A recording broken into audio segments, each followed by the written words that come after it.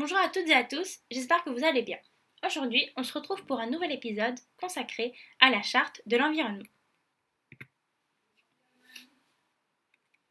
Commençons par le commencement, c'est-à-dire le contexte.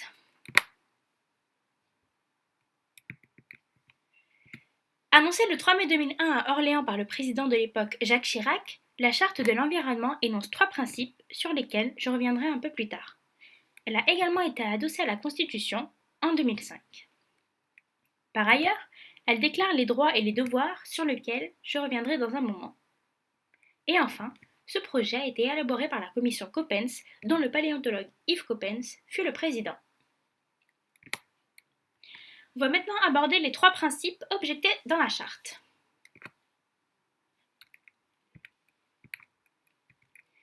Le premier principe est celui du principe de précaution.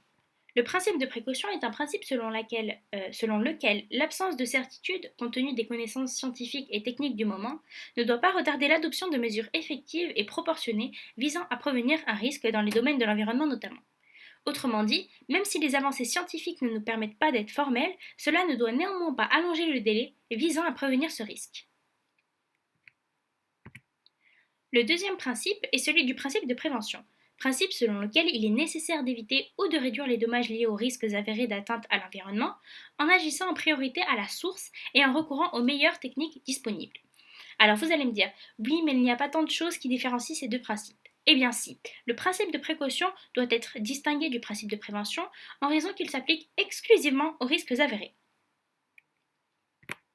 Et on termine par le dernier principe qui est celui du principe de pollueur-payeur, principe selon lequel les frais résultant des mesures de prévention, de réduction de la pollution et de lutte contre celle-ci doivent être supportés par le pollueur.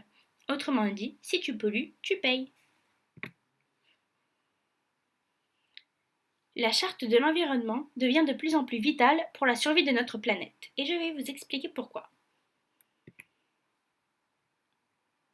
L'élaboration de cette charte s'est imposée comme une évidence en raison de la situation actuelle entre l'homme et la nature que l'on peut qualifier de désastreuse.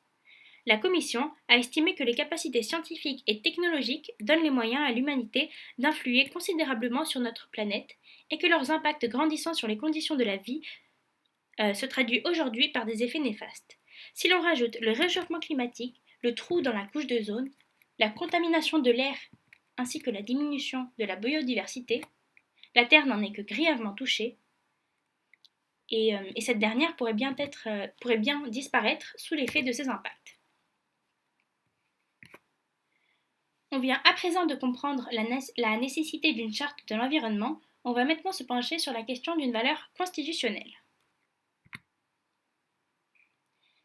La commission Coppens a estimé que la charte devait être complétée par un texte pouvant revêtir 3 formes différentes: une proclamation, ou une loi organique, ou une déclaration à valeur constitutionnelle. La commission a privilégié cette dernière option, beaucoup plus forte juridiquement et politiquement, jugeant que cela contribuerait à faire de la charte un pilier fondé sur la notion du développement durable. D'après la Commission, le concept de développement durable traduit notre responsabilité envers les générations futures. La Commission a donc estimé qu'il fallait que l'environnement soit connu comme, je cite, patrimoine commun de tous les êtres humains, cette reconnaissance induisant une responsabilité écologique partagée. Pour finir cette vidéo, on va s'intéresser aux droits et aux devoirs annoncés dans la charte.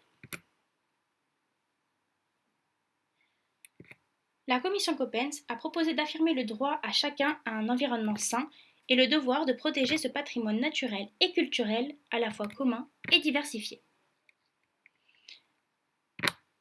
La commission a par ailleurs suggéré de mettre l'accent sur le devoir d'orienter et de modifier les comportements, collectifs et individuels, qu'il s'agisse des modes de consommation ou de surproduction, de pollution ou de gaspillage. Voilà, cette vidéo est terminée, on se retrouve très prochainement pour une nouvelle vidéo. Bye!